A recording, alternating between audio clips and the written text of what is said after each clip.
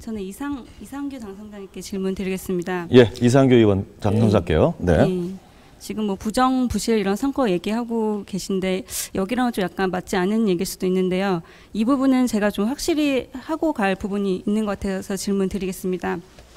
그 당권파의 종북주의에 대해서 지금 많은 국민들의 의문을 많이 갖고 있습니다. 그리고 이런 일련의 어떤 통진단 사태의 근본적인 원인 중에 하나가 그 당권파의 종북주의 때문이 아닌가 이런 좀 의혹이 있는데요.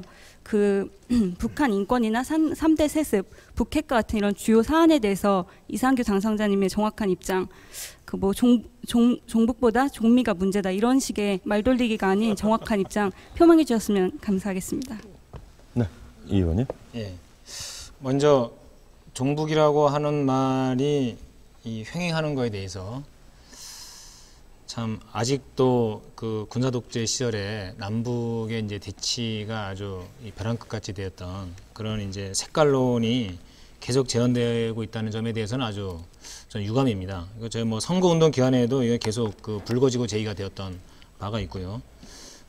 사실 여전히 남아 있는 사상 검증 그리고 양심의 자유를 옥죄어 가고 있는 것이기 때문에 저는 그러니까 이런 어떤 그 형태의 질문과 그러한 그 어떤 프레임 이 자체가 상당히 문제가 있는 거라고 생각합니다. 이게 첫 번째고요. 그다음에 두 번째는 저도 한 번 평양을 방북할 그런 기회가 있었는데 가서 본 저의 느낌은 그랬습니다. 굉장히 회색빛이더군요. 예, 콘크리트에 색칠을 안 해가지고 굉장히 회색빛이었습니다. 그리고 그 남쪽에서 쭉 살아온 진보 운동을 한 제가 가서 보기에 굉장히 좀 충격적이었어요. 그런 대목은. 그러니까 술의 경우에도 술은 참 괜찮은 것 같은데 이걸 이렇게 옆으로 기울이거나 거꾸로 들어보면은 이게 셉니다. 병뚜껑 기술은 이제 정교하게 돼 있지 못한 거죠. 그러니까 저는 있는 그대로 보는 것이 필요하다고 생각을 하고요. 북에 대해서 그러니까 동포애적 관점 그리고 통일의 상대방으로서 협력과 교류를 해야 될 그 대상으로 바라보는 기초 속에서 그 기초 하에서 죄송합니다. 비판할 건 비판할 수 있다. 예, 지금 라고 하는 거고요. 예. 그래서 선생님 지금 저 말을 돌리고 계신 것 같은데요. 좀 더 인권 정확한 입장을 말씀해 주셨으면 감사하겠습니다. 그 문제는 그런 북에 대해서 연대와 북에 대해서 통일의 대상이라고 하는 것을 명확히 한 기초 위에서 그건 예. 제가 한 가지 지적 좀 하고 싶은데요. 네. 한 사람에게 대해서 당신 주사파냐 이렇게 묻는 건 신뢰입니다. 우린 양심의 자유가 있어요. 하지만 의원이라면은 자기를 대변하는 게 아니라 유권자를 대변해야 돼요. 근데 유권자가 그 사람이 뭔지도 몰라요. 그런 사람들 앞에서 자기의 양심의 자유를 얘기를 할 수는 없는 겁니다. 그걸 지키고 싶으면 공직에 나오시면 안 됩니다. 유권자에게는 자기의 이념과 정책을 분명하게 뚜렷하게 밝혀야 되고 그 사람들을 대변해야 되는데 양심의 자유를 지키려면 공직을 맡아서는 안 되는 거죠. 그렇죠. 저는 그 말씀이야말로 위험한 얘기인 것 같은데요. 왜요? 예. 그 예를 들어가지고 예. 예컨대 국민들은 의구심이 있거든요. 저 사람의 사상에 대해서 의구심이 있는데 그 사람은 사상에 대해서 아무 얘기를 안 하는데 왜 표를 달라고 합니까? 만약에 내가 표를 줬는데 그 사람이 가가지고 그 과정 자체가 선거의 검증 과정이죠. 근데 그 선거의 검증 과정에서 바로 저런 질문이 나왔을 때 명확하게 답변을 해주셔야 된다는 거고. 그러니까 그래서 저 질문에 대한 답변 때문에 저에 대한 지지 여부를 국민들이 자유롭게 선택할 수 있는 겁니다. 예, 그건 다 보장돼 있는 거죠. 그러면 예. 지금 이 의원님께서는 지금 우리 시민 농객께서 세 가지 질문을 했습니다. 아주 그 뭐 단편적인 또 질문이라고 할 수도 있지만 굉장히 구체적인 질문을 하셨는데요. 지금 제가 기억을 한다면 북한의 3대 세습 문제, 북한 핵 문제, 아까 그리고 인권 문제였던가요? 예, 이 세 가지를 지적하셨는데 또 진 교수님 입장에서는 그 공당의 의원이시고 개개인의 헌법기관이시니까 그 본인의 어떤 대북 안보관에서는 국민들이 알 권리가 있다라는 그런 주장을 하셨습니다.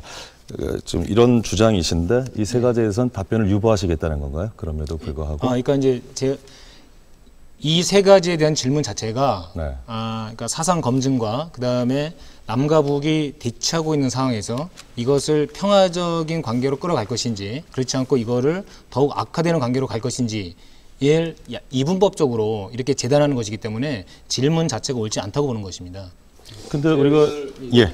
저는 네. 이거 지금 네. 시민논객 유권자로서 질문이 굉장히 지금 커지는데 질문이 잠시만요. 문제가 우선권으로 있다. 시민논객 다시 한번 드리겠습니다. 이제 예. 결정을 지어야 될 것 같아요. 예, 유권자로서 당연한 권리라고 생각하고요. 전 국민이 궁금해한 사항이라고 생각합니다. 지역구 의원들이기 때문에 지역 유권자들 선택을 받았을 거라고 생각하고요. 또 하나는 오늘 토론이 물론 네. 그것과 아주 무관하지는 않겠습니다만은 특정 패널에 그 무슨 어떤 것들을 묻거나 이럴 지금 시간이 그건 있는 사회자가 건지. 판단할 문제고요. 알겠습니다. 저는 굉장히 예. 궁금할 거라고는 생각합니다. 예, 예, 저는- 지금 사회적 분위기로 보면 예, 예. 왜냐하면은 저는 주체 사상을 가진 분들 자기 발언 다 할 수 있어야 된다. 그거 잡아가두는 건 후진 미개 사회다라고 생각합니다. 그래서 국가보안법 폐지된다는 건 기본적으로 생각을 하고 있는데, 근데 우리 진보 진영이 그 문제에 대해서는 끊임없이 질문을 받을 거다라는 건 다 아시잖아요.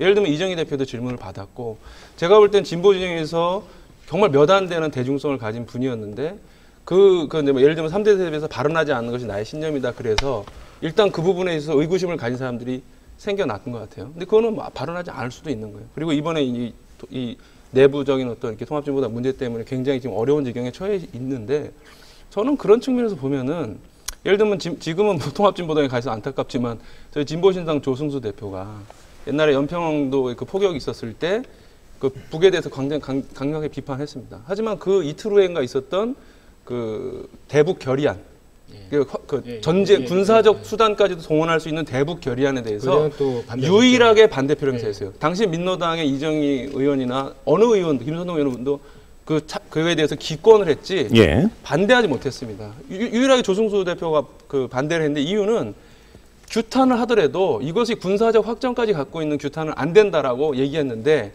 어느 누구도 조승수에 대해서 저 사람이 무비판적으로 북한을 옹호하는 사람이다라고 안 했지 않습니까? 그것은 평소에 할 말을 하는 그런 애정을 가진 비판자이기 때문에 그런 그런 비난을 받지 않을 수 있었다. 근데 우리 진보 진영이 그런 정도의 스탠스를 취하는 게 옳지 않느냐. 그러니까 아까 그 이상규 당선자님 말씀 좋았어요. 그러니까 동포애와 그다음에 통일의 상대방으로서 존중하면서, 하지만 할 말은 하는 애정을 가진 그 친구. 이것이 우리가 택할 그 위치가 아닌가. 이거 한번 토론을 앞으로 많이 했으면 좋겠어요. 구체적인 현안에 대해서는 충분히 토론하고 그다음에 거기에 따른 입장을 결정할 수 있죠.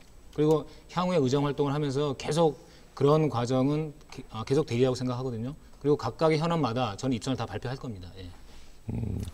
그러나 어찌됐건 지금 그 시민논객이 주신 세 가지 질문에 대해서는 답변을 유보하는 것으로 봐야 되겠군요. 예. 알겠습니다. 시민논객 일단 답변을 유보하시겠다는 게 기본 입장이시니까 더 진행은 좀 곤란할 것 같습니다. 다음 시민논객의